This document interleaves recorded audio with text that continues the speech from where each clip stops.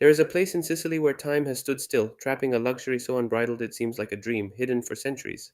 It is not a legend, but an imperial residence that will leave you breathless. Welcome to a journey that will take us to the heart of Sicily, among rolling hills that guard a priceless jewel, a glorious fragment of the late Roman Empire. We are in Piazza Armerina, a name that for many evokes only a Sicilian town, but which is actually the gateway to an incredible past. A past of opulence, art, and almost divine power. Today we will discover together the story of a man, an empire, and a villa that is much more than just a home. It is a time capsule, an illustrated book that tells us about a distant but incredibly vivid world. Prepare to be amazed because what we are about to reveal will change the way you look at art and history. Imagine crossing the threshold of a building that is not just a home but a true architectural masterpiece, the embodiment of extreme luxury. This was the home of a man who aspired to total opulence, not for simple pleasure, but to display a power that seemed to have no limits. The entrance, monumental and imposing, was already a prelude to the magnificence that awaited anyone who dared to enter. Every stone, every column, every detail was designed to convey grandeur. Here, every corner told a story, every room was a statement. One did not simply enter a villa, one entered a living symbol of the empire, the beating heart of an aristocracy that dictated fashions and laws, and in a certain sense, destiny. But the real magic of this place lies not in its imposing walls or elegant columns, but beneath our feet. We are talking about something like 3,500 square meters of mosaics, an extension so vast it makes your head spin, all perfectly preserved, still vibrant with color. That time has failed to fade. They're not just decorations, no. These mosaics are true visual tales of an era, stories that unfold before our eyes like the pages of an ancient history book, but with incredibly detailed and vivid images. Walking here is like leafing through a photo album from 2,000 years ago. We see scenes of everyday life that show us how these Roman gentlemen lived, scenes of leisure that reveal their passions, and, above all, scenes of power that remind us who held the reins. They are a unique window on Roman society, a heritage so rich that every time you look at them, you discover a new detail, a different expression, a hidden message just waiting to be deciphered. They give us such an intimate glimpse into that era that it's almost like being there, alongside them, as they lived their luxurious and complex lives. And among all these masterpieces, there are some images that have captured everyone's imagination. Have you ever heard of bikini girls? Yes, you understood correctly. These famous depictions show young women, dressed in clothes that strikingly resemble modern swimsuits, engaged in sporting activities such as discus throwing or running. Not only are they fascinating for their modern look, but they are also an incredible testimony to the attention given to the body, beauty, and sport in ancient Rome. Even for women of a certain rank, it was a world where aesthetics and physical fitness were important values, and these mosaics tell us about it without the need for words. But the real spectacle, the epic that takes your breath away, is the Great Hunt. This is not a simple scene, it is an entire corridor of mosaics that narrates an epic adventure. It feels like being catapulted into an exotic and wild world, where ships packed with tigers, lions, leopards, and ostriches were loaded from the most remote provinces of the empire. From Africa to the Far East, these animals were not intended for zoos, but for games in the Roman arena, bloody spectacles that thrilled the crowds. The scenes are so dynamic, so full of action, that you can almost hear the roar of the lions and the swish of the spears. This hunt wasn't just a way to procure exotic animals, it was a symbol, an expression of the imperial power and prestige of the villa's owner.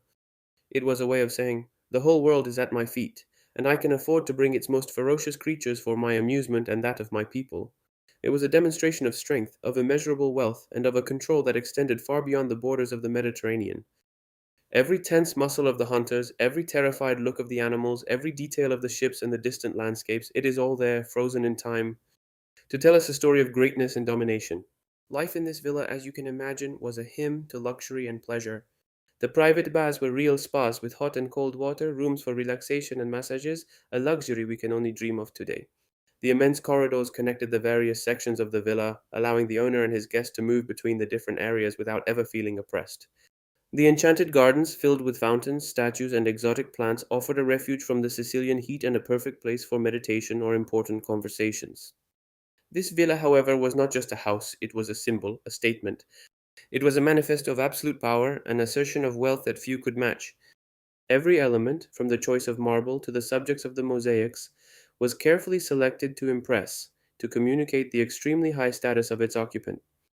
It was a micro universe where art, architecture, and daily life merged to celebrate the greatness of its lord. The owner, probably a man of very high rank, perhaps a governor or even a member of the imperial family, lived here surrounded by servants, slaves, intellectuals. and artists in an environment that emulated the magnificence of the imperial courts. The dining rooms were sumptuous, the bedrooms elegantly decorated, every room was designed for comfort and luxury.